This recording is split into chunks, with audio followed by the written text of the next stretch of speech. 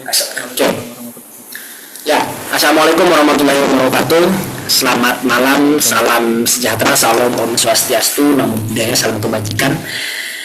Eh, yang saya hormati dan banggakan pastinya pemateri kita yang luar biasa, paham soal isu global, baik politik dan ekonomi. Kemudian yang saya hormati juga audiens, saya Kak Fadil. Jadi sebetulnya teman-teman kita ngalir aja bahwa eh, beberapa hari lalu tuh Kementerian Luar Negeri Pak Sugiono tuh menyatakan bahwa keinginan untuk bergabung dengan BRICS. Sebetulnya BRICS itu sudah familiar, mungkin hanya karena saya tahunya baru-baru ini, sehingga saya penasaran BRICS itu apa sih. Kemudian kalau Indonesia bergabung dengan BRICS, terus bagaimana hubungan kita dengan Amerika dan sebagainya. Kemudian berkaitan juga dengan pasar, industri ekspor, dagang, bagaimana kemudian hubungan kita dengan Cina, dan kaitannya juga dengan Natuna dan lain sebagainya. Hal-hal seperti itulah menjadi pertanyaan berat dalam saya, sehingga hal tersebut yang melatar belakangi adanya diskusi ini. Maka saya mencari tahu, ternyata ada apa, pemateri yang pas gitu. Ya mungkin kita ngalir aja. Sebelumnya saya mau perkenalkan terlebih dahulu bahwa pemateri hari ini atau pemantik diskusi harian adalah Novel Muammar. Beliau merupakan mahasiswa pasca sarjana dari Universitas Diponegoro. Ia juga memahami apa yang pertanyaan-pertanyaan yang ada di benak saya. Ya mungkin kita ngalir aja. Jadi ngalir aja Val. Jadi lu jelasin itu apa dan lain sebagainya. Oke. Ya, Siap. Langsung, Mas. ya langsung boleh. Jadi terima kasih kepada Mas Yofi Maulana sebagai apa sih berarti direktur direktur harian diskusi. Ya pengurus saja. Kalau direktur terlalu keren itu. Pengurus Iya, harian diskusi. pengurus harian diskusi. Oke, pada kali ini saya Novel Muammar izin untuk mempresentasikan BRICS potensi dan tantangan bagi Indonesia itu sendiri.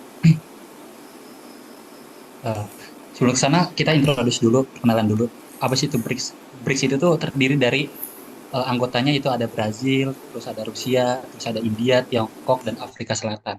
Nah, itu tuh telah memiliki besar signifikan. Kelompok ini tuh tidak hanya mengubah dinamika ekonomi secara global, tetapi juga menciptakan dampak dalam aspek politik, militer, dan budaya.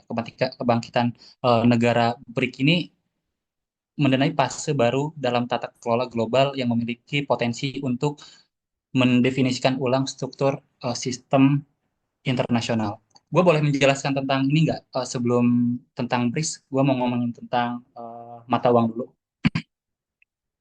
Soalnya ngomongin BRICS tentunya nggak lengkap kalau misalnya nggak ngomongin tentang apa itu uang gitu. Jadi eh, sejak 1970 dolar AS itu mengalami perubahan besar, terutama setelah Presiden Richard Nixon menghadiri sistem gold standard pada 15 Agustus 1971. Jadi sebelumnya itu kita itu eh, standarisasi uang itu gold gitu, emas gitu. Tetapi setelah Richard Nixon sebagai presiden, si goldnya itu gold standarnya itu diubah menjadi dolar. Nah, terus sistem gold standar ini yang digunakan AS sejak 1900 itu melalui Undang-Undang Gold Standard menjadikan emas sebagai dasar dasar nilai mata uang. Sistem ini nih dirancang untuk menjaga stabilitas nilai tukar, mengurangi spekulasi dan juga mendorong perdagangan internasional serta mengatasi deflasi gitu. Nah, terus juga setelah keputusan si Nixon ini, nilai dolar tidak lagi didasarkan pada emas, tetapi pada dasar kepercayaan pasar. Hal ini tuh memberi The Fed kendali lebih besar atas pasokan uang dan suku bunga untuk mendukung ekonomi. Namun transaksi ini meningkatkan volatilitas nilai tukar terhadap spekulasi pasar. Mungkin gue pengen tahu dulu nih ke Mas Yofi. Tahu The Fed gak? Hah? Suara lu? Enggak tahu. Jadi the Fed sendiri itu the Federal Reserve, yang dimana ketika eh itu tuh bank sentralnya Amerika Serikat. Oh. Ketika kita punya bank sentral Indonesia, di Amerika Serikat sendiri ada yang namanya the Fed, itu bank sentralnya Amerika Serikat. Jadi ketika kita mengacunya pada dolarisasi, maka ketika di the Fed eh, di the Fed ini menaikkan suku bunga, otomatis kita juga akan menaikkan suku bunga. Nah, kembali lagi ke moneter tadi, ya, kembali lagi kepada gold standar tadi. eh The Fed ini mencetak dolar berdasarkan nilai utang. Jadi pada proses pencetakan uang baru, dan The Fed seringkali dikaitkan dengan pembelian obligasi pemerintah. Jadi gini, eh kalau misalnya pendapatan negara itu yang kita tahu, yang satu itu dari pajak, Ya. yang kedua yang kedua itu dari dagang. Oke. Tapi uniknya di AS sendiri, mencetak dolar itu berdasarkan nilai utang, dalam artian lebih pada eh, ketika ketika si The Fed itu mencetak uang, si The Fed mencetak uang, si uangnya itu digelontorkan untuk obligasi pemerintah atau surat utang negara. Nah, dan si obligasi pemerintah itu digunakan untuk infrastruktur negara Amerika Serikat. Maka mungkin aku ngelihatnya dari situ, kenapa si anggota-anggota BRICS ini nggak lagi percaya terhadap mata uangnya US dollar. Karena ketika kita mempunyai eh, ketika kita mempunyai standar standar currency itu dolar, tapi si dolarnya itu enggak di backup lagi sama emas, maka apa sih nilai intrinsik daripada si dolar itu sendiri gitu. Jadi nggak ada nilai intrinsiknya gitu. Terus eh, selanjutnya, Val, maaf sebelumnya, gue potong. ya, Eh, Negara-negara internasional itu pada saat itu ya, kenapa dia menyepakatinya dolar? pada saat itu kenapa menyepakatinya dolar? Karena Hmm. eh pada saat itu ekonomi yang paling kuat ketika Perang Oh. Dunia ke-1 nggak ada lain daripada US dollar gitu. Waktu Hmm. itu sempat sih Inggris juga, Inggris waktu itu mata uangnya itu pound sterling kuat juga, tapi udah nggak kuat lagi sekuat si dolar. Jadi yang paling kuatnya itu dolar. Ya, ya, ya, ya. Oke. Oke, terus ini ada apa, Mayor Jenderal Amerika Serikat, aku lupa ini pada tahun berapa, yaitu James Garfield, yang dimana dia bilang, whoever control the volume of money in any country is absolute master of all industry and commerce. Jadi siapapun yang mengendalikan volume uang di negara kita adalah penguasa mutlak atas segalanya industri dan perdagangan. Nah, kita kembali lagi ke Federal Reserve. Federal Reserve ini kan memiliki kemampuan untuk mencetak uang dari angin. Maksudnya dari angin apa sih gitu kan? Jadi Federal Reserve tuh, jadi kalau misalnya mau nyetak uang ya nyetak uang aja. Soalnya sekarang udah nggak ada lagi standarisasi atas emas. Dulu itu kayak gini, Mas Yopi dan Mas Padi. Ketika ada emas masuk ke si Federal Reserve, baru eh, adanya dolar, baru dolar dicetak. Tapi sekarang udah enggak. Jadi kalau misalnya mau nyetak dolar ya cetak aja, cetak cetak gitu, nggak apa-apa. Maka sekarang itu uang itu bukan lagi atas dasar intrinsiknya yang tadi saya bilang, tapi atas dasar kepercayaan masyarakat. Maka disebutnya juga kan fiat. Fiat tahu nggak artinya apa? Fiat itu artinya jadi aja. Fiat itu artinya jadi aja. Terus saya kembali ke sini, si Federal Reserve itu memiliki kemampuan untuk mencetak uang dari angin. Orang yang bisa menciptakan uang, yaitu bankers, ini memiliki kontrol atas dunia ini. Pemerintah, sistem perputaran uang, sistem kredit, semuanya mereka paling berkuasa. Soalnya mereka bisa menciptakan uang dari angin, gitu. Jadi pertanyaan saya, siapa penguasa di dunia? Pemerintah atau orang yang memiliki sistem kekuasaan atas sistem kredit? Pilihannya dua, pemerintah atau yang punya sistem kredit, yaitu bank sentral. Jawabannya bank sentral, karena dia punya kendali penuh atas mata uangnya.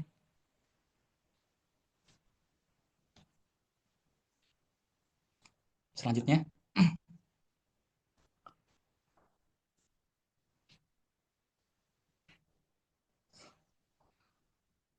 oke, selanjutnya yaitu break historis. BRICS itu pertama kali muncul sebagai konsep ekonomi yang diperkenalkan oleh ekonom eh, yang terkemuka saat itu, yaitu Jim O'Neill dari Goldman Sachs pada 2001. Apa sih gitu kan, Goldman Sachs itu sampai sampai bilang kalau misalnya negara-negara Brazil, Rusia, India, Cina, dan Amerika tuh bilang kalau misalnya negara-negara ini tuh nanti bakal maju gitu. Si Goldman Sachs ini merupakan salah satu bank investasi terbesar di dunia yang menyediakan layanan keuangan, manajemen investasi, perbankan, investasi perdagangan, sekuritas. Terus juga selain itu, si Goldman Sachs ini sebagai salah satu lembaga keuangan dan bank investasi terbesar di dunia. Tidak secara langsung memprediksi sih keuntungan suatu negara, tetapi si Goldman Sachs ini seringkali melakukan analisis dan proyeksi terkait kondisi ekonomi global, termasuk kayak pertumbuhan ekonomi, terus juga perdagangan, terus juga ada indikator lainnya yang mempengaruhi si negara itu akan maju pada tahun berapa gitu. Jadi bukan kaleng-kaleng nih si Goldman Sachs ini. Oke, terus selanjutnya itu kalau misalnya kita ngelihat dari total PDB BRICS versus G7. G7 itu ada eh, ada Jepang, ada Amerika, ada Inggris dan lain sebagainya. Kenapa sih kita harus melihat dari PDB gitu kan? PDB atau Gross Domestic Bruto. Yang satu yaitu karena PDB itu bisa mengukur kekuatan ekonomi. Jadi ketika kita melihat berapa sih PDB suatu negara itu, salah satunya kita bisa mengukur kekuatan ekonomi di suatu negara itu. PDB itu PDB ini alat indikatornya itu mencerminkan ukuran kekuatan ekonomi suatu negara. Negara dengan PDB-nya besar biasanya memiliki pengaruh ekonomi yang lebih signifikan di forum global. Jadi di forum global juga negara-negara yang mempunyai GDP-nya tinggi itu lebih didengar juga. Terus selain itu untuk mempunyai penilaian kemungkinan kemungkinan kontribusi dan keuntungan.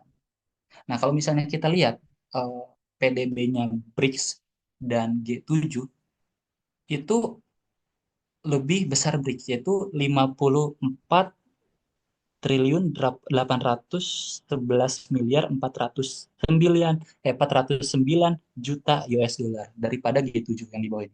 Daripada G7. G7 itu hanya sebesar 51 triliun 940 miliar 55 juta. Jadi 5 negara ini ngelawan 7 negara ini secara gross domestic bruto itu lebih besar BRICS daripada ketujuh negara ini. Apa sih indikator PDB, total total PDB? Indikator PDB itu ada 4. Yang satu ada konsumsi rumah tangga, terus juga ada investasi di sana, terus juga ada pengeluaran pemerintah dan eh, ekspor dan impor. Nah, maka hasilnya yaitu total PDB atau total domestic bruto. Selanjutnya itu kita kepada benefit benefit of being a member of BRICS. Yang satu yaitu ada ketika kita uh, join gitu, sebagai anggotanya BRICS. Yang satu yaitu kita mempunyai uh, akses pembiayaan dan investasi dari NDB. NDB itu yang ngebuatnya itu negara-negara BRICS itu sendiri, yaitu New Development Bank. Kalau misalnya di BRICS-nya itu ada NDB, tapi kalau misalnya di luar negerinya itu, kalau bisa di Amerika Amerika Serikatnya itu ada IMF, International Monetary Fund, untuk mendanai beberapa negara yang menginginkan pinjaman. Oke. NDB. NDB sendiri apa sih? NDB itu sendiri didirikan oleh BRIC untuk membiayai infrastruktur di negara anggota BRICS itu sendiri. Bank ini tuh memberikan akses ke dana yang dibutuhkan untuk membangun infrastruktur, terus seperti jalan, terus juga energi dan komunikasi yang dapat mendorong pertumbuhan ekonomi di suatu negara. Nah, selanjutnya yaitu ketika kita mau masuk ke dalam keanggotaan BRICS, tentunya kita akan mendapatkan akses yaitu CRA. CRA itu merupakan sebuah mekanisme keuangan yang dibentuk oleh negara-negara anggota BRICS untuk menyediakan cadangan likuiditas. Cadangan likuiditas tuh ketika misalnya si negara ini akan kolaps, akan bangkrut, jadi nanti si negara-negara BRICS ini akan membantu Indonesia dalam kondisi krisis keuangan atau saat terjadi masalah likuiditas. Nah, si SERA ini bertujuan untuk membantu negara-negara anggota mengatasi masalah defisit neraca. Selanjutnya yaitu ketika kita masuk ke BRICS, kita akan mempunyai akses ke pasar yang lebih luas. Akses yang lebih luas itu yaitu peluang perdagangan. Tentu ketika kita masuk ke BRICS, kita mempunyai pasar yang sangat besar dengan populasi gabungan keseluruhnya, yaitu ada 40% dari total populasi dunia. Jadi kalau misalnya ditotalin anggota-anggota BRICS ini India, terus Brazil itu kalau misalnya dikumpulin jadi 40% total populasi dunia. Ini memberikan peluang besar untuk meningkatkan perdagangan antar negara anggota dan memperluas akses pasar untuk produk-produk negara anggota BRICS. Selanjutnya yaitu eh, ketika kita masuk ke BRICS ini, kita mempunyai pengurangan hambatan perdagangan, di mana BRICS bertujuan untuk mengurangi tarif dan hambatan perdagangan antar anggotanya. Hal ini mungkin akan memudahkan negara anggota untuk menjual produk di pasar anggota lainnya dengan biaya yang lebih rendah. Maksudnya dalam biaya yang lebih rendah sendiri, kalau misalnya untuk transportasi, misalnya misalnya gua gua dari Indonesia pengen ekspor mebel, misalnya pengen ekspor mebel ke Amerika Serikat. Mungkin kalau misalnya dari pembiayaan eh, apa akses kapal segala macam ya tetap segitu, tapi kalau misalnya untuk pajak masuk, mungkin ya apa cukai ya, untuk cukainya mungkin agak sedikit dilonggarin untuk member-member BRICS ini sendiri. Selanjutnya yaitu memperkuat kedaulatan ekonomi. Jadi ketika kita masuk BRICS ini, BRICS menawarkan kesempatan bagi negara-negara berkembang ini untuk memperkuat kedaulatan ekonomi dengan mengurangi ketergantungan pada negara-negara maju, baik dalam perdagangan, investasi maupun secara teknologinya.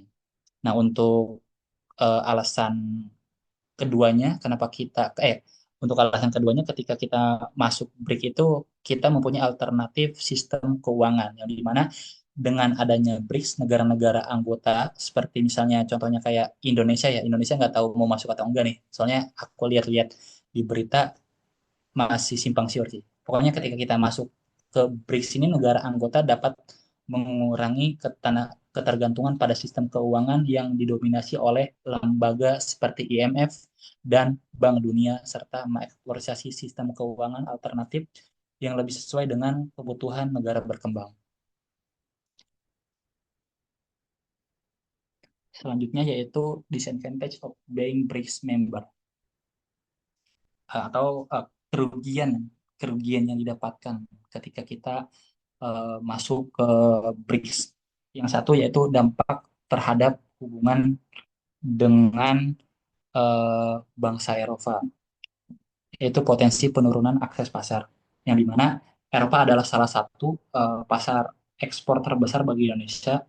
Ketegangan antara BRICS dan negara-negara Eropa kayak yang tadi itu, eh, khususnya terkait dengan politik ekonomi, biasanya itu membuat negara-negara Eropa lebih menjauh dari Indonesia. Jika Eropa merasa Indonesia lebih cenderung ke BRICS ini, mereka bisa membatasi akses pasar bagi produk Indonesia atau meningkatkan hambatan perdagangan.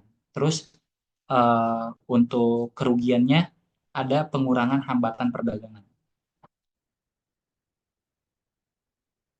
Selain itu ada sanksi Eropa terhadap anggota BRICS. Sanksi Eropa terhadap anggota BRICS itu biasanya yaitu ketegangan antara negara-negara Eropa dan anggota BRICS seringkali berujung pada sanksi ekonomi. Nah, mungkin sanksi ekonominya itu bisa terlihat dalam proses boykot misalnya terhadap negara-negara Eropa, terus juga meskipun dalam banyak kasus sanksi ini mungkin tidak langsung dikenakan terhadap Indonesia, namun Indonesia tetap bisa tetap mengalami dampak tidak langsung. Salah satunya itu investasi terhadap IKN contohnya itu akan dibatasi ketika kita masuk ke BRICS. Oke. Oke, udah. Thank you.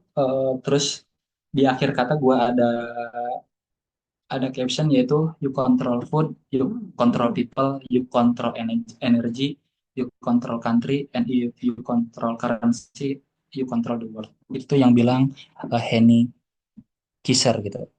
Maksudnya apa sih gitu? You control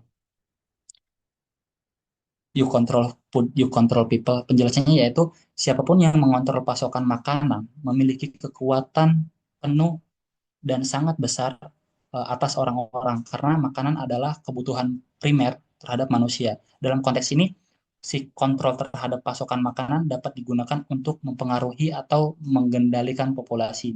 Misalnya, ketika kita eh, ketika kita mengontrol makanan, kita bisa mengatur harga makanan itu sendiri. Contohnya misalnya ketika negara Venezuela mengalami krisis ekonomi, contohnya negara tersebut mengalami kelangkaan bahan pangan yang sangat tinggi. Pemerintah yang berkuasa mengendalikan distribusi pangan dan memberikan makanan hanya kepada kelompok yang mendukung salah satu paslon saja. Terus you control energy, you control country. Maksudnya lu ngontrol suatu energi berarti lu juga mengontrol suatu negara. Jadi kita tahu bahwa energi adalah komponen vital bagi pembangunan ekonomi dan kelangsungan hidup sebuah negara. Siapapun yang menguasai sumber daya energi seperti minyak, gas, listrik, atau energi terbarukan bisa memiliki pengaruh besar terhadap suatu negara tertentu. Penguasaan atas energi ini dapat digunakan untuk mengontrol perekonomian suatu negara. Bahkan mungkin lebih jauhnya lagi yaitu stabilitas ekonomi. Negara-negara atau entitas yang mengontrol sumber daya energi itu bisa memanipulasi negara-negara lain melalui kebijakan negara, pasokan, atau distribusi negara. Terus yang terakhir yaitu you control currency, you control the world. Maksudnya itu yaitu mencerminkan bahwa betapa pentingnya pengendalian mata uang dalam ekonomi global. Negara yang mengontrol mata uang di dunia dapat memiliki kekuatan penuh atas ekonomi dan politikal yang sangat besar.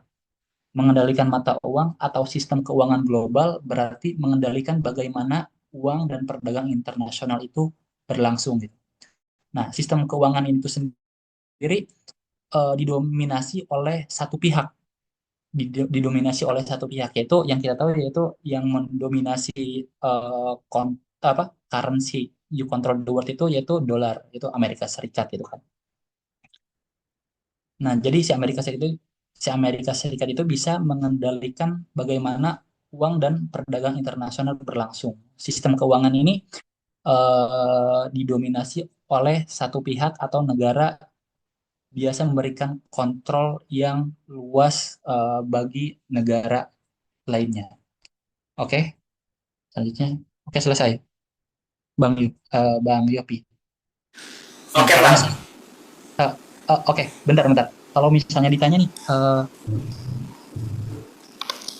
misalnya salah satu ekspor terbesar kita kan eh, ke negara-negara. Yang pertama itu setahu gua Cina ya. Ke satu Cina, yang kedua itu ke ke Amerika, terus yang ketiga itu ke Jepang.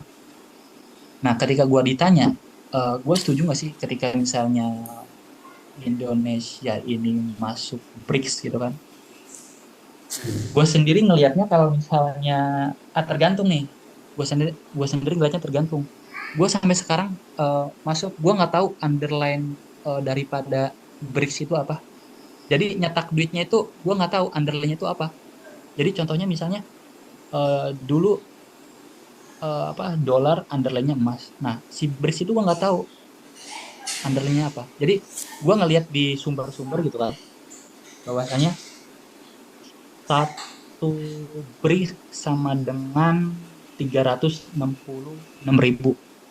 Nah, terus gue nyari kan, lah kok lu bisa buat satu BRICS-nya itu Satu BRICS berapa? 366 kalau nggak salah. Anjing, 366. mahal banget. Iya, jadi tapi gue sendiri nggak tahu indikator 366 itu apa, gue nggak tahu. Hmm. Terus dengan harga yang 360 itu bagaimana dengan Indonesia? Nah, jadi gini, gue ngelihat informasinya itu simpang siur sih. Ada apa? Banyak berita yang gue baca simpang siur. Yang satu itu menilai kalau misalnya adanya mata uang BRICS. Lu sendiri udah pernah lihat kan mata uang BRICS nih? Yang ini nih, Ya. yang paling atas. Nah, terus gue lihat kayak entah itu gue lihat di ChatGPT berita segala macamnya gitu. Bagaimana sih perdagangan antara dua belah negara misalnya dari Indonesia ke Cina, apakah pakai mata uang BRICS? Jawabannya enggak. Nah, terus Jawabannya enggak. Misalnya nih, gua negara Indonesia gua pengen ekspor mebel misalnya ke Cina. Itu pakai uang gua sendiri. Itu pakai uang gua sendiri, pakai uang Indonesia sendiri. Jadi lu sebagai negara Cina, lu harus mempercayai penuh atas kedaulatan rupiah di negara lu.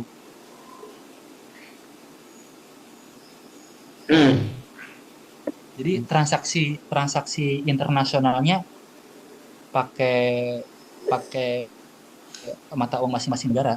Misalnya gue mau ekspor ke lu, ya gue pakai mata uang gue tanpa adanya campur tangan apa nilai BRICS itu. berarti misalnya gua ngejual katakanlah mebel itu, misal dalam satu rupiahnya kursi itu dihargai 5 juta. Sorry, gimana? Misal gua ekspor mebel. Ya. Kayak dia beli ke gua kirim ke dia dengan harga, berarti dia belinya dengan rupiah. Berarti karena dia menghargai kedaulatan rupiah itu, berarti dia belinya dengan rupiah. Iya, dengan rupiah. Kalau kita ngejualnya ke Eropa, ke Amerika, sama kak? Kalau misalnya di luar daripada anggota-anggota BRICS yang gua baca itu tuh tetap pakai dolar. Jadi untuk negara-negara anggota dan untuk negara-negara pemimpin BRICS ini baru kedaulatan atas mata uangnya sendiri. Kalau misalnya mau ekspor ke negara selain BRICS ya tetap masih pakai dolar sih. Tapi ini gue ngelihatnya sebagai salah satu langkah pemerintah untuk cenderungan atas dolar. Jadi didolarisasi. Maksudnya agar bagaimana menjadi kompetitor atau mengurangi dominasi dolar di Indonesia, itu bukan? Iya, untuk benar-benar itu. Untuk mengurangi dolar ini. Tapi ini Pak, tadi kan kata lo negara itu diukur berdasarkan PDB. Oke. Yang terkuat. Jadi ekonomi. Iya, apa GDP tadi kan? Iya, GDP. Kalau misalnya di luar negeri namanya GDP, kalau misalnya kita sendiri sebutnya PDB gitu. Ya, pendapatan domestik ya. Ya, tadi gue lihat Cina tuh paling tinggi, Pak. Iya. Sama Amerika Serikat. Kemudian terus apa? Kenapa sampai dengan hari ini ya masih banyak negara-negara yang masih menggunakan dolar, padahal Cina lah yang ekonominya paling kuat. Nah, makanya itu eh, Cina sendiri sorry. Oke, kita lihat sini dulu ya. Hmm. Oke. Yang pertama kan Cina. Hmm. Yang pertama Cina, yang keduanya itu US ya,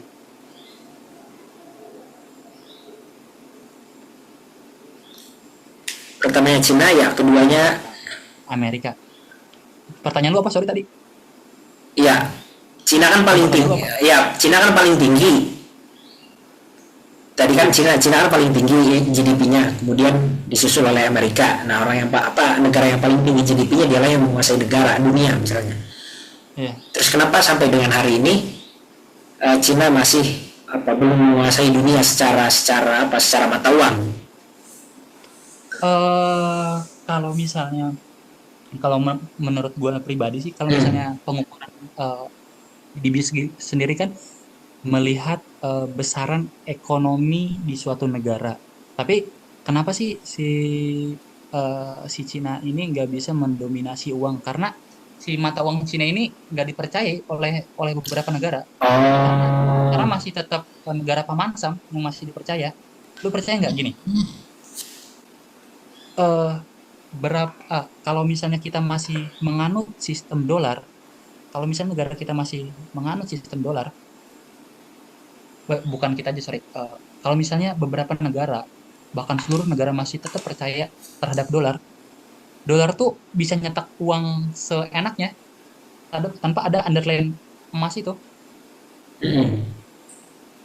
Jadi salah satunya mungkin si Cina ini ngelihat kayak, wah, ada yang nggak beres nih terhadap moneter moneter yang dikendalikan oleh Amerika Serikat. Soalnya kan moneter yang dikendalikan oleh Amerika Serikat itu kan ada IMF yang dikontrol sama Amerika Serikat. Nah, maka si Cina ngebuat saingan yang namanya tadi. Nah, di Cina itu namanya apa? Di BRICS itu ada namanya NDB, New Development Bank. Itu untuk membiayai negara-negara yang ingin meminjam uang. Hmm.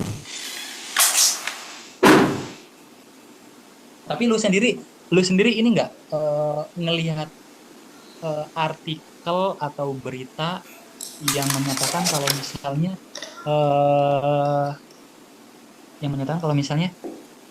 apa sih underline daripada harga satu BRICS itu? Soalnya kan Enggak. gua enggak ya. Soalnya gua juga ngeliat berita di sosial media masih simpang siur terhadap satu BRICS itu. Hmm. Berarti gitu. Enggak. Ya, yang gue baca ya hanya sebatas manfaat, kemudian dampak kita akan kehilangan itu tadi pasar dan lain sebagainya, Oh, gitu aja sih. Kalau ke latar belakang penyusunannya atau nilai atau indikator penetapan rupiah atau penempatan nilai tuh nggak tahu bro.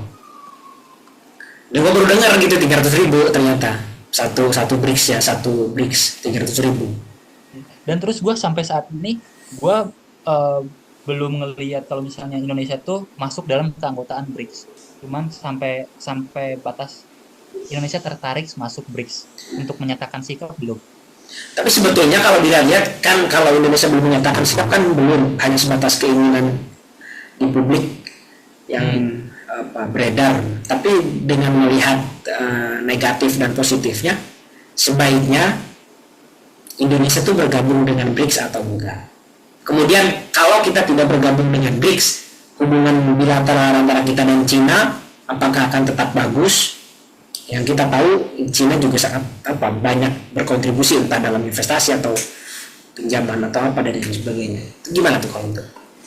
Kalau misalnya menurut gue kita sendiri juga tahu kalau misalnya kita tuh negara yang non blok gitu kan, nggak masuk ke aliansi manapun baik itu BRICS atau sebagainya. Gue ngelihatnya kalau misalnya Indonesia tetap berpegang teguh terhadap pendiriannya aja sih, nggak masuk kayak ke BRICS gitu. Soalnya ketika misalnya kita masuk ke salah satu porosnya itu misalnya BRICS, kita ada yang dirugikan. Hmm.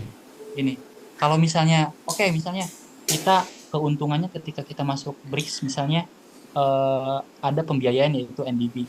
Ya, emangnya IMF nggak ngasih uang? Tetap ngasih uang.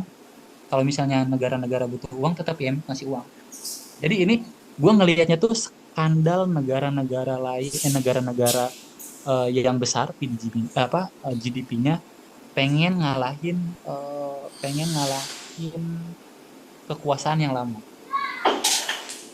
Cuma sekedar itu aja. Hmm. Kan kita sebagai anggota aja nanti misalnya kalau misalnya masuk. Nah terus Pak, kalau misal benar harga kita bergabung dengan BRICS, kemudian harga satu BRICS 300.000 sekian, kemudian bagaimana dengan perekonomian Indonesia, harga emas, kemudian ya dan segala isinya, itu gimana tuh kira-kira? Gua jujur, gua untuk itu gua belum belum riset sampai sana sih. Gue belum riset sampai sana bagaimana ketika satu satu BRICS itu 300 apa 266 terus bagaimana terhadap negara, Hmm. gue belum. Ya berarti berarti kalau kalau dilihat sebenarnya kan kita posisinya tidak ada di kedua belah pihak ya, artinya gerak apa, Gerakan non blok. iya gerakan non-blok itu. Berarti kan Iya, sebetulnya tanpa bergabung dengan BRICS pun kita masih bisa menjalin, hubungan. bisa menjalin hubungan dan tetap kita akan mendapatkan manfaat dari negara ke negara ya, Iya, betul. yang hubungan bilateral itu. Iya, betul, betul. Itu sih. Hmm. Walaupun kita nggak masuk BRICS ya, kita masih tetap keuntungan, masih ada keuntungan di apa di Cina, di Rusia dan lain sebagainya. Tapi ada pengaruhnya nggak sih BRICS ini, kemudian statement daripada Prabowo melalui Kementerian Luar Negeri dan terpilihnya apa Trump ya di Amerika, Gimana gimana? maksudnya statement yang dikeluarkan oleh Sugiono itu ada kaitannya nggak dengan terpilihnya Trump di Oh, Amerika, atau karena hubungan diplomatis antara Indonesia dan Amerika yang terjadi kurang begitu baik misalnya, gue sehingga ngelihatnya gue ngelihatnya hubungan antara Amerika Serikat terhadap apa si presiden Amerika yang sekarang ya cukup baik sih melihatnya gue. Jadi gua nggak ngelihat ke arah sana kalau misalnya adanya permasalahan itu. ya berarti berarti berarti tidak didasari oleh motif politik ya, Iya, pure iya, karena ekonomi aja. iya. Gua ngelihatnya ekonomi. Soalnya dibentuknya BRICS saja untuk pertumbuhan ekonomi, ekonomi ekonomi salah satunya untuk ekonomi yang apa sih? Untuk ekonomi yang bertumbuh. Hmm. Iya, iya, iya, iya. Mas Fadil, Kak Fadil ada pertanyaan nggak? Langsung aja,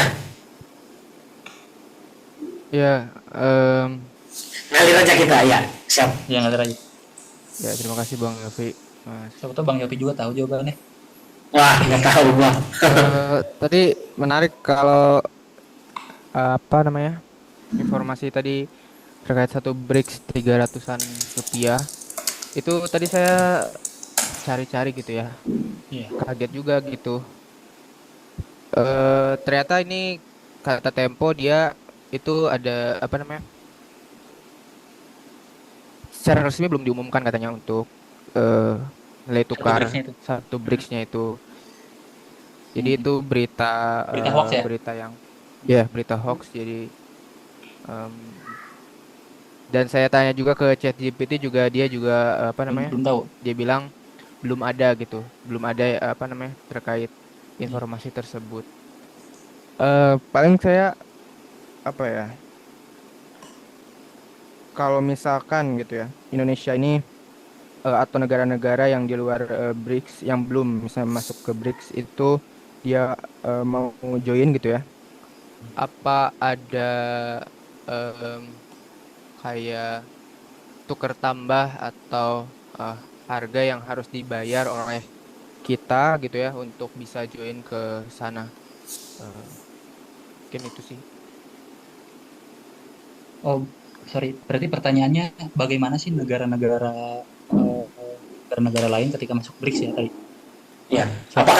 apakah ada yang harus dikorbankan nggak bagi menurut Fadil itu? Apakah harus Iya, jual pulau gitu kan untuk bergabung dengan BRICS? iya. Atau Apa apa? ada harga yang harus dibayar? Apa ya ada sesuatu gitu ya, lobby-lobby entah mungkin secara ekonomi atau secara politik mungkin.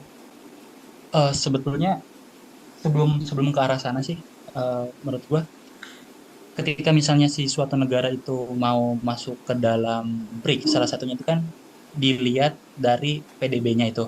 Nah, si negara itu tuh eh, mungkin gak sih sorry sorry si negara itu tuh mungkin gak sih harus menunjukkan nilai tambah lain seperti potensi pasar yang besar, terus juga sumber daya alam atau posisi geografis strategis. Terus melihat juga PDB negara anggota BRICS ini membantu mereka memahami apa yang perlu mereka tawarkan untuk diterima sebagai anggota. Nah, aku ngelihatnya kalau misalnya eh, kerugian kerugian ketika masuk BRICS itu nggak ada ya. Nggak ada yang harus dikorbankan gitu, nggak minta pulau gitu misalnya, atau nggak minta Iya, nggak ada. apa, nggak ada. Nggak ada. Cuman kalau misalnya dari negara kitanya sendiri, kita adanya hubungan bilateral kita ke negara-negara G7 itu sedikit kurang eh, kurang dipercaya lagi sama negara-negara di luar anggota BRICS, kayak Amerika, terus juga ada Inggris dan lain sebagainya. Jadi hubungan bilateral kita terhadap negara-negara di luar BRICS itu nggak lagi dilihat gitu. Menurut aku ke arah sana sih. Oh, mungkin itu apa ya, informasi yang eh, bisa kita dapat gitu ya. Hmm. Em, Kalau misalkan kayak eh, artinya kan kalau misalkan kita join ke BRICS ini, itu apakah kita bisa dikatakan mendukung, kan misalnya ya, eh, sekarang nih ada konflik misal antara Cina dan Amerika Serikat. Nah, apakah dengan bergabung menjadi anggota BRICS itu kita artinya mereka memandang kita memihak kepada China gitu. Tapi misal di sisi lain kalau misalkan kita nggak join ke BRICS, apakah kita bisa dipandang oleh China kita memihak ke Amerika Serikat karena kita kan masih menggunakan dolarnya gitu. Tadi saya menarik ketika Bang Noval bilang apa mungkin ini bisa saja kita dimanfaatkan gitu ya untuk join ke BRICS ini dari segi politik gitu. Eh, tapi pun kalau misalkan kita nggak join, kita kan tetap pakai dolar. Artinya bisa aja mereka yang apa yang anggota BRICS itu menilai kita memihak ke Amerika Serikat. Menurut saya pribadi sih, cadangan devisa itu perlu. Cadangan devisa itu apa sih? Cadangan devisa itu yaitu emas, terus juga USD dolar. Karena kita sendiri belum bisa ketergantungan terhadap dolar itu sendiri, karena si dolar ini tuh masih dipercayai sebagai alat tukar transaksi antar negara. Jadi mungkin untuk negara-negara yang BRICS itu memakai mata uang kita sendiri. Misalnya aku mau mau transaksi ke Cina misalnya pakai mata uang aku sendiri, itu masih bisa. Tapi untuk di luar itu nggak bisa. Itu harus pakai mata uang USD, karena USD karena mata uang USD atau dolar itu masih yang dipercaya oleh semua negara. Terus juga untuk keberpihakan sih, kata aku eh melihatnya sorry sorry tadi keberpihakan gimana ya? Ya kan tadi Mas Nova bilang kayak kalau misalkan kita join ke BRICS, eh, eh, apa namanya, sebaiknya kita karena sebagai negara non blok gitu kan ya, non-blok. Hmm, ya kita sebaiknya nggak join gitu kan. Nah, ya, itu pandangan Mas Nova kan tadi ya. ya. Nah, cuman kalau misalkan kita nggak join, bukankah kita akan dipandang oleh negara-negara BRICS itu kita memihak Amerika Serikat gitu? Kalau aku sendiri ngelihatnya itu eh, nggak ke arah sana sih, karena kita masih tetap meyakini apa yang kata Pak Soekarno bilang kan. Itu kan sebetulnya negara non blok itu kan yang menginisiasikan itu kan Pak Soekarno kan. Kalau misalnya kita eh, tidak tidak eh, tidak kayak tidak masuk ke salah satu kubu tertentu gitu. Jadi aku melihatnya karena itu udah landasan negara kita, aku ngelihatnya Cina gak bakal melihat kita kita lebih poros ke Amerika sih, karena itu udah termasuk apa namanya kayak semboyan kita kalau misalnya kita itu udah negara non blok gitu. Tapi sebetulnya Val, ya nyambung dia. Sebetulnya kita itu di mata BRICS ataupun di mata Amerika itu apa? Negara yang memiliki daya jual atau dalam tanda kutipnya sapi perahnya kedua negara tersebut, misal dengan apa, Indonesia kan hari ini mungkin beberapa orang juga ataupun negara juga tahu Indonesia pasca pemilu itu banyak kos yang banyak dikeluarkan, kemudian Amerika dan Cina itu memandang Indonesia sebagai sapi perahnya nggak sih, atau seolah-olah secara tidak langsung, ayo lo minjem ke gua ke IMF, misalnya kata Cina, ayo lo minjem ke gua dan lain sebagainya, ada perebutan di sana nggak sih? Sebelum ke sana mendingan kita ngomongin tentang ini dulu deh. Eh, ada dalam istilahnya kita tuh harus minjem ke negara lain. Itu tuh konsepnya, teorinya ini apa namanya, Keynesian, Adam Smith. Hmm. Jadi gini, jadi pada teorinya si Keynesian atau sorry, si Keynesian itu mengadopsi teorinya dari Adam Smith. Si Keynesian tuh bilang kalau misalnya eh, ketika negara pengen apa, pengen melakukan pengeluaran negara, pengeluaran negara itu ada dua. Yang satu itu dari pajak, yang kedua itu dari pinjaman pinjaman luar negeri. Pinjaman luar negeri. Pinjaman luar negerinya itu salah satunya kan mungkin IMF ya. Ya, IMF. Nah, eh, ketika itu dipinjamkan, itu tuh kita tuh masih pakai ekonominya Keynesian. Jadi kita harus pakai jadi kita jem jem negara pinjem mata uang luar negeri gitu untuk memenuhi konsumsi kita. Tapi kalau misalnya untuk si teorinya MMT atau modern monetary theory bilang kalau misalnya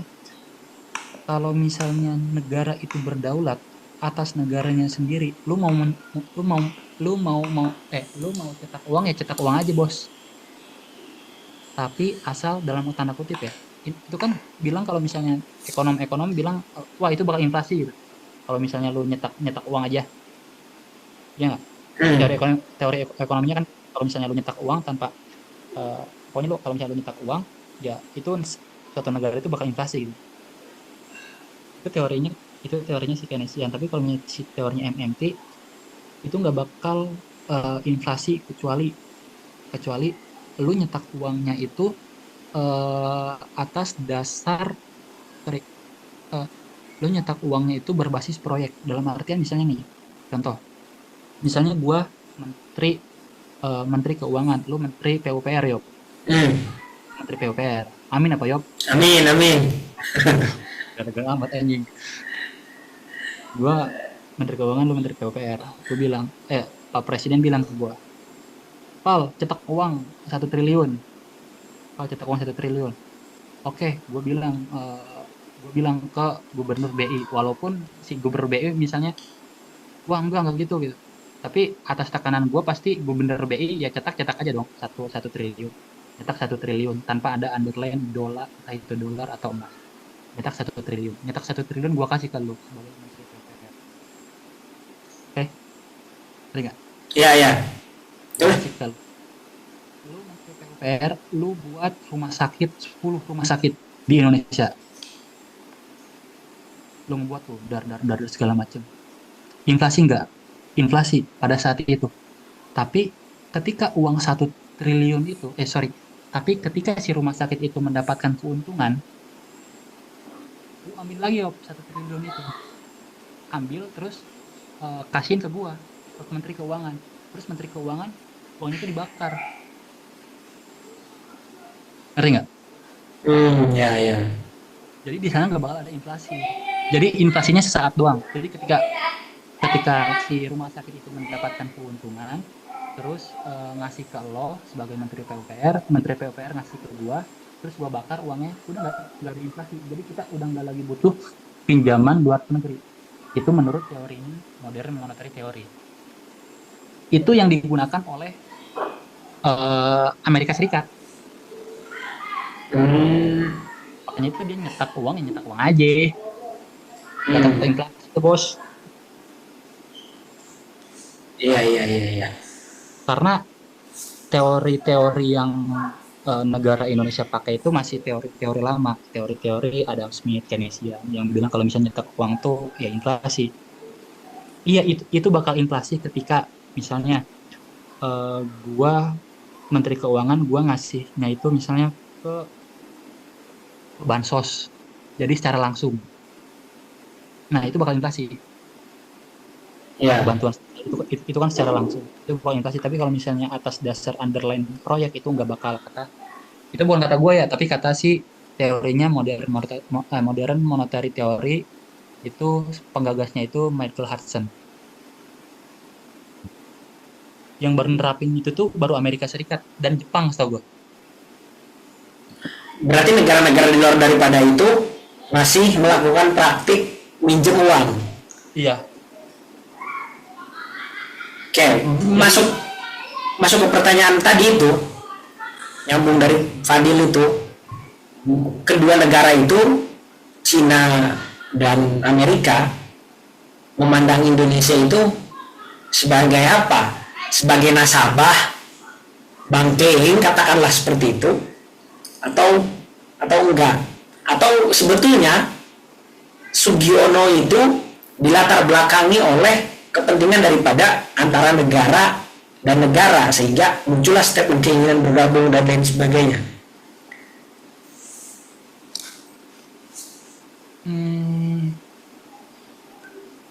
Nanti satu-satu dong, bro. Ya, ya.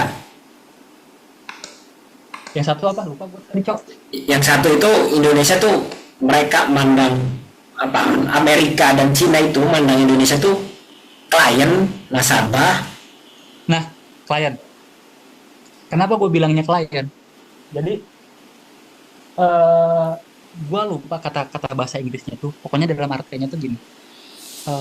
Orang yang mempunyai sistem perputaran kredit. Perputaran kredit itu dalam artian ketika kita minjem uang kepada negara lain, si negara itu bakal kaya tanpa dia tahu. Negara lain juga kayak Amerika Serikat, dia ngeprint uang aja gitu.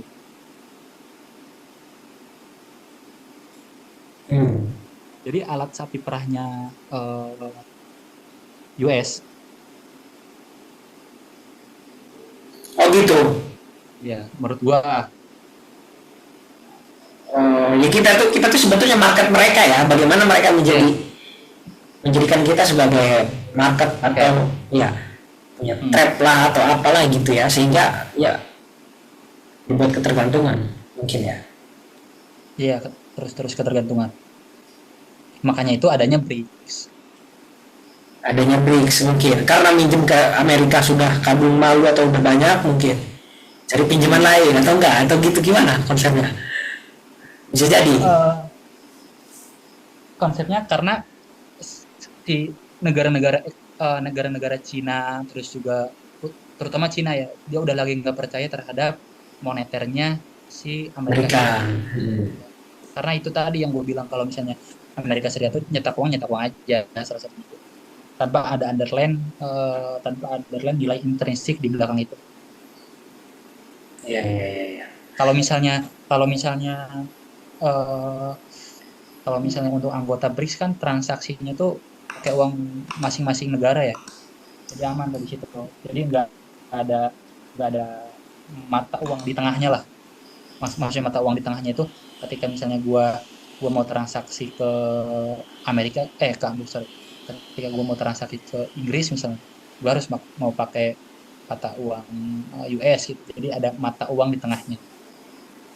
Ya, ya, ya. Oke, lanjut Dil. Silakan kalau masih ada pertanyaan.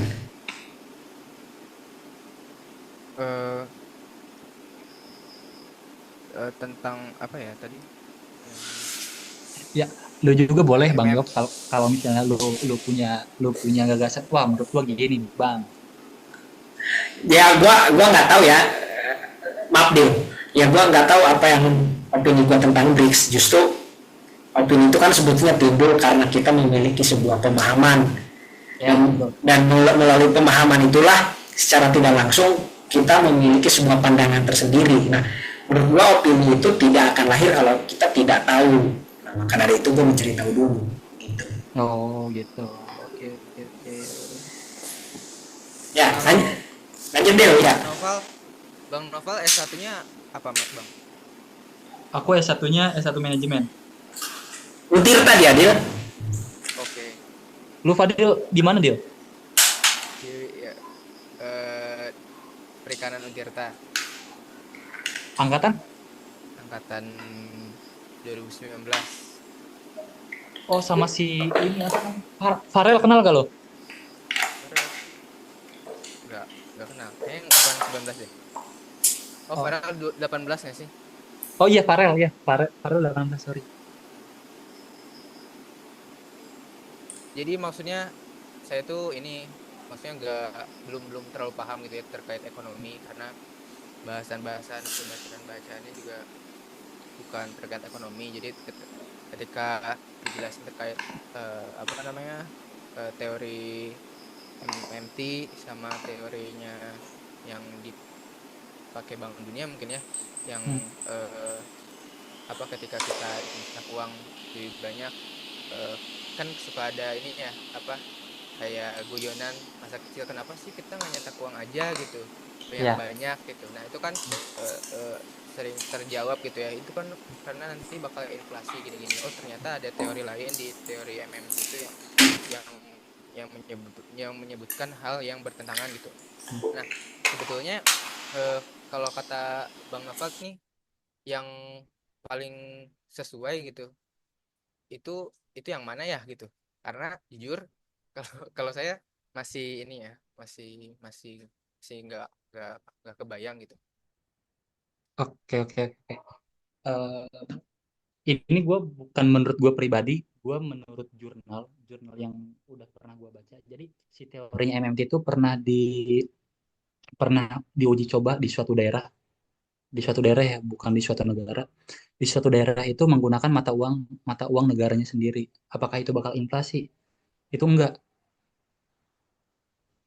Itu enggak inflasi di suatu daerah itu sendiri. Jadi daya belinya itu enggak menurun, malah malah terus naik. Nah, kalau misalnya itu udah pernah diuji belum sih di suatu negara? Ya salah satunya itu kayak Amerika, terus Jepang.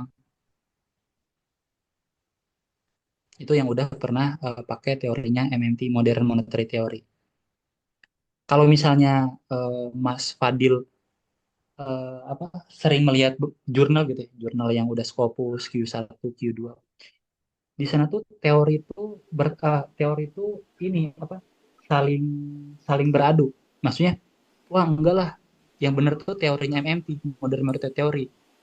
Tapi disanggah lagi Iya. sama teori lain, disanggah lagi sama teori lain. Jadi kalau misalnya ditanya cocokan mana sih teorinya MMT atau teorinya Adam Smith segala macam, untuk saat ini sih aku sendiri eh, aku sendiri ya belum begitu yakin terhadap teorinya MMT karena aku melihat sekelas negara yang udah memakai teori MMT itu negara-negara besar, yaitu Amerika dan Jepang, yang dimana dia udah nggak eh, dia udah nggak ada lagi ketergantungan atas produk domestik negara lain. Kalau misalnya kita kan masih masih ada tergantungan. Salah satunya misalnya gas gitu.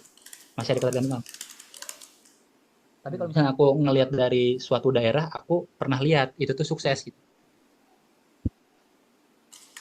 Udah Hmm. sih. Ya, ya, Dan tapi oke, ya kalau diterapin di Indonesia kayaknya enggak dulu untuk saat ini kayaknya ya.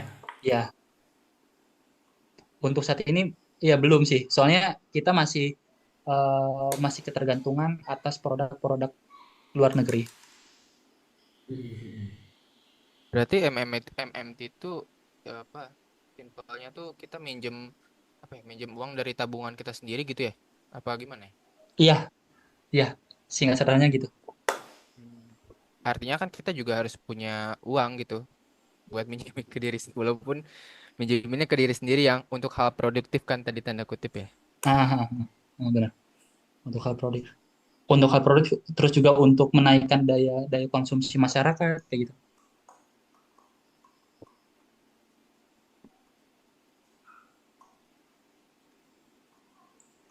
Ya, ya, ya, ya, ya.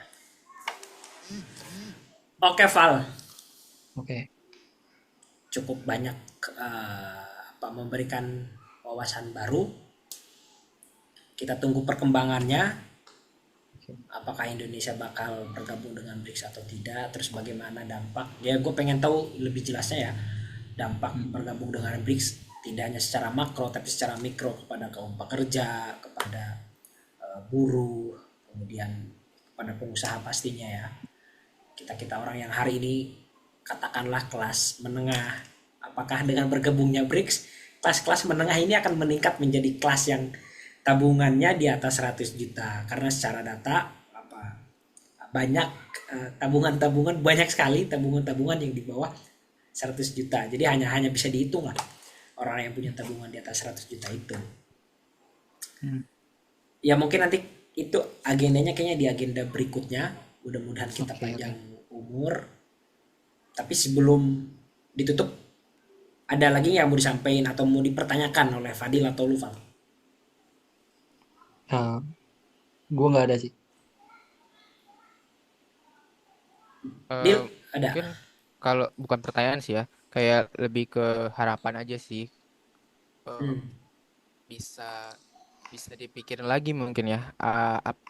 Ya betul sih tadi ya dampaknya, dampak positif dan dampak negatifnya, reasoningnya gitu.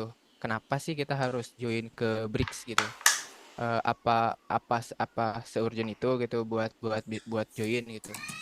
Eh, Paling itu sih mau mau apa mendengar kabar selanjutnya gitu ya terkait alasan alasan kenapa join dan kenapa enggak gitu. eh Jujur gue pribadi untuk hal keurgenan itu, eh, kenapa sih kita harus banget masuk BRICS atau enggak? Kalau misalnya gue ngelihat dari berita-berita sih, gue nggak belum baca ya. Jujur gue belum baca kayak ini urgent banget enggak sih? Gue belum baca. Tapi kalau misalnya menurut gue pribadi, ini bukan hal yang urgent sih. Hmm. Ini bukan hal yang urgent yang harus disegerakan. Enggak. Tapi kalau misalnya sesuai dengan keinginannya Prabowo, ingin apa? Ingin menghentikan yaitu salah satunya didolarisasi, ya ini salah satunya gitu. Supaya kita nggak ketergantungan terhadap dolar. Ini salah satunya gitu. Tapi emang Pals, kita sudah separah apa? Se sekronis apa ketergantungan Indonesia itu terhadap dolar itu? Eh, Contohnya misalnya ketika ketika sekarang kan rupiah terhadap dolar, setahu gua 15 dolar ya. 15 Sorry, 15 ribu dolar. 15.000. lima segituan belas ya, ribu ya. satu dolar. Nah, ketika kita ke Amerika Serikat, eh, harga yang kita keluarkan tuh lebih mahal. Harga yang kita keluarkan itu lebih mahal dibanding kita beli di Indonesia. Hmm. Terus juga udah sih itu dong. Ya, ya, ya, ya. Hmm. Oke deh. Oke, oke. Ya, ini kayaknya kita asik, saking asiknya kita lebih daripada 1 jam. Em, ya, kayaknya diskusinya dicukupkan karena waktu yang terbatas. Lagi-lagi sebelum gue cukupkan, sekali lagi ada semacam closing statement nggak, Val atau Fadil? Cukup kalau Oke. Lu ada nggak, Val? Atau saran buat Indonesia agar bagaimana menjadi negara yang kuat atau apa? Biar jadi potongan Eh, kalau misalnya menurut pandangan gue sendiri, untuk ekonomi Indonesia ya, kalau misalnya pengen berdaulat, salah satunya itu banyakin penelitian. Walaupun misalnya penelitian itu harganya nggak murah, pasti mahal. Tapi ketika penelitian itu udah jadi, penelitian itu udah, misalnya kita mau ngembangin mau ngebuat handphone, ketika udah handphonenya udah jadi terus dipasarkan di Indonesia, itu menjadi nilai tambah sendiri bagi Indonesia. Jadi kita kita tuh punya berdikari atas kaki kita sendiri. Itu juga sesuai dengan apa sih, kayak filosofinya Bung Karno kalau nggak salah. Jadi kita tuh harus berdikari. Nah, baru kalau misalnya kita udah berdikari, eh, semua, maksudnya tuh entah itu sumber daya manusia, sumber daya manusianya. Nah, baru gue menyatakan berani kita pakai konsepnya MMT, Modern Monetary Theory. Kalau misalnya kita udah berdikari, kalau misalnya untuk sekarang sih belum sih, karena kita juga masih ketergantungan gitu. Ya, ya, ya, ya. Ya, sekarang masih ketergantungan jelas iya, kemudian sumber daya manusia juga rata-rata di 70. Bahkan di beberapa daerah masih ada yang 50 IPM-nya. Iya, Ya, hilirisasi kita masih jauh, teknologi juga kita masih ribut soal gus-gusan dan lain sebagainya, katakanlah demikian gitu kan. Orang-orang di Cina sudah bikin matahari buatan. Ya, tapi itu lagi-lagi dinamika yang terjadi di Indonesia. Oke. Kita cukupkan saja untuk diskusi malam ini. Eh, Terima kasih banyak atas paparannya, atas penjelasannya. Mudah-mudahan ini bisa bermanfaat untuk kita semua dan bisa menjadi ladang pahala bagi pemateri iya, amin. dan bagi kita wawasan baru tentang bagaimana memandang sebuah negara, memandang global dan Indonesia khususnya saat ini. Itu saja mungkin yang bisa saya sampaikan. Iya, Yang terakhir adalah mohon maaf apabila pembawaannya kurang nyaman, kata-kata ada yang salah ataupun dari jamuan dan lain sebagainya. Mudah-mudahan kita ketemu lagi di kesempatan berikutnya. Terima kasih. Wassalamualaikum warahmatullahi wabarakatuh. Waalaikumsalam warahmatullahi wabarakatuh. Waalaikumsalam. Makasih ya Fadil, Pal, makasih. Oke, makasih, Ya, makasih makasih juga juga, Mas Bang. Yogi Maulana, Mas Ya, ya, Farid. ya. Thank you, thank you, thank you, thank you. Ya, nanti sertifikat menyusul. Oke, siap. Ada sertifikatnya. Siap, siap. Thank you, Mas Yofi. Iya, ya, ya, ayo Pal. Ya, ya, siap.